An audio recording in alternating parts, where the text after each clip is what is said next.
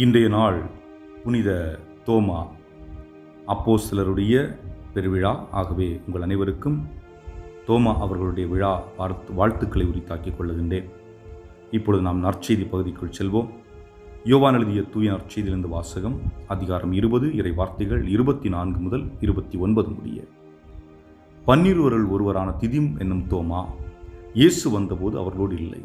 மற்ற சீடர்கள் அவரிடம், ஆண்டவரை கண்டோம் என்றார்கள். தோமா அவர்களிடம், அவருடைய கைகளில் ஆணிகளால் ஏற்பட்ட தழும்பை பார்த்து, அதில் என் விரலை விட்டு அவர் விழாவில் என் கையை இட்டாலன்றி நான் நம்ப மாட்டேன் என்றார். 8 நாட்களுக்கு பின் அவருடைய சீடர்கள் மீண்டும் உள்ளே கூடியிருந்தார்கள். அன்று தோமாவும் அவர்களோடு இருந்தார். கதவுகள் பூட்டப்பட்டிருந்தும் இயேசு உள்ளே வந்து அவர்கள் நடுவில் நின்று, உங்களுக்கு அமைதி உரித்தாக என்று வாழ்த்தினார். பின்னர் அவர் தோமாவிடம், இதோ என் கைகள், இங்கே உன் விரலை இடு, உன் கையை நீட்டி என் விழாவில் இடு, ஐயம் தவிர்த்து நம்பிக்கை கொள் என்றார். தோமா அவரை பார்த்து, நீரே என் ஆண்டவர், நீரே என் கடவுள் என்றார். இயேசு அவரிடம், நீ என்னை கண்டதால் நம்பினாய், காணாமலே நம்புவோர் பேறு பெற்றோர் என்றார். ஆண்டவரின் அருள்வாக்கு. இறைவா உமக்கு நன்றி. தூய தோமையார் அவர்கள் இந்தியாவின் பாதுகாவலராக இருக்கின்றார். இந்தியாவில் இருக்கின்ற அனைத்து மக்களுக்கும் பரிந்து பேசுகின்ற நபராக ஆண்டவர் முன்பு அமர்ந்திருக்கின்ற தோமா அவர்களை நாம் இன்று நினைவு கூறுகின்றோம். இவர் இயேசுனுடைய 12 சீடர்களில் ஒருவர். அது மட்டுமல்ல, தோமாவினுடைய இந்த நிகழ்வு, அதாவது இன்று நாம் வாசிக்க கேட்ட இந்த நற்செய்தியை பார்க்கின்றோம். இயேசு முதல் முறை காட்சி கொடுத்த பொழுது தோமா அவர்களோடு இல்லை. தோமா வந்தவுடனே மற்ற சீடர்கள் சொல்லுகின்றார்கள், நாங்கள் இயேசுவை கண்டோம். அப்பொழுது இவர் சொல்லுகின்றார், நான் இயேசுடைய கைகளில் கால்களில் ஆணிகளால் துளையிடப்பட்ட அந்த இடத்தில் என்னுடைய விரலை விட்டு பார்த்தால் ஒழிய நம்ப மாட்டேன். இது ஒரு சந்தேகம்தான். இந்த சந்தேகம் தேவை என்றால் தேவைதான்.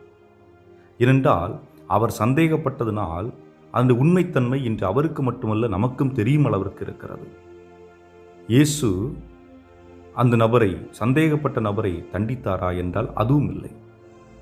8 நாள் கழித்து மீண்டும் காட்சி கொடுத்து என்ன சொல்லுகின்றார்? தோமா, வந்து உன்னுடைய விரலை என்னுடைய விழாவில் இடு, ஆணிகளால் அறையப்பட்ட இடத்தில் அந்த வடு இடு என்று அவருக்கு சொல்லுகின்றார். இது எதை காட்டுகிறது? நம்பிக்கை இழந்திருந்தாலும் இயேசு நம்மை விட்டு விலகிச் செல்வதில்லை. நாம் அவரை நம்பும் வரை அவர் நம்மை தேடி வந்து கொண்டிருப்பார் என்ற ஒரு செய்தியை நமக்கு இது விட்டு செல்லுகின்றது. அதுபோன்று அது மட்டுமல்ல, இயேசு இறந்து உயிர்த்தெழுந்த பின்பும் அந்த காயங்களினுடைய சுவடுகள் அவருடைய உடலில் இருப்பதை நாம் பார்க்க முடிகிறது. அது மறைந்து போன ஒன்றல்ல, மாறாக மீட்பின் சின்னமாக தொடர்ந்து இயேசுனுடைய கரங்களிலும் கால்களிலும் விழாவுகளிலும் அன்பின் அடையாளமாக அது இருப்பதை நாம் பார்க்கின்றோம். அன்புக்குரியவர்களே, இயேசு நம்மை என்றைக்கும் விடமாட்டார், கைவிட மாட்டார். அதை நாம் புரிந்து கொள்ள வேண்டும். அதுபோன்று தோமையார் அவர்கள் வழியாக இறைவன் நமக்கு காண்பித்தது அவருடைய உயிர்ப்பு உண்மை என்று நாம் நம்ப வேண்டும் என்பதே.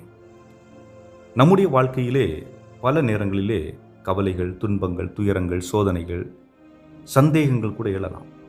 துன்பமான நேரங்களிலே நாம் சந்தேகப்படுவது இயல்பு.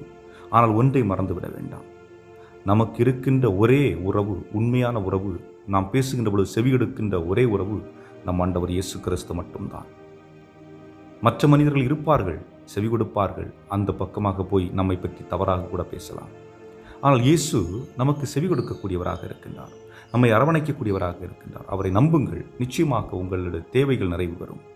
ஏனென்றால் நம்பிக்கை ஒன்று மட்டும்தான் வாழ்வு கொடுக்கக்கூடியதாக இருக்கின்றது. அந்த நம்பிக்கையை தான் தோமாவிடத்திலே இயேசு விதைக்கின்றார். ஏன் மற்ற சீடர்களுக்கும் விதைக்கின்றார் என்றால், அவர்கள் பயந்து போய் அந்த அறையிலே இருக்கின்றார்கள். அவர்களிடத்திலே தன்னை காட்சிப்படுத்தி, நான் உயிர்த்தெழுந்து விட்டேன், நான் இறந்த கடவுள் அல்ல, இறந்தவர்களின் கடவுள் அல்ல, மாறாக வாழுகின்றவர்களின் கடவுள் என்பதை வெளிப்படுத்தும் விதமாக இயேசு தன்னை வெளிப்படுத்துகின்றார். அதை நாமும் சீடர்களைப் போன்று மற்றவர்களிடத்தில் எடுத்துச் செல்வோம். இறைவனுடைய அருள் நமக்கு மட்டுமல்ல, நம்மை சூழ்ந்திருக்கின்ற சார்ந்திருக்கின்ற அனைவரும் பெற்றுச் செல்ல இறைவனிடம் வர வேண்டி தொடர்ந்து மன்றாடுவோம். ஆமென்.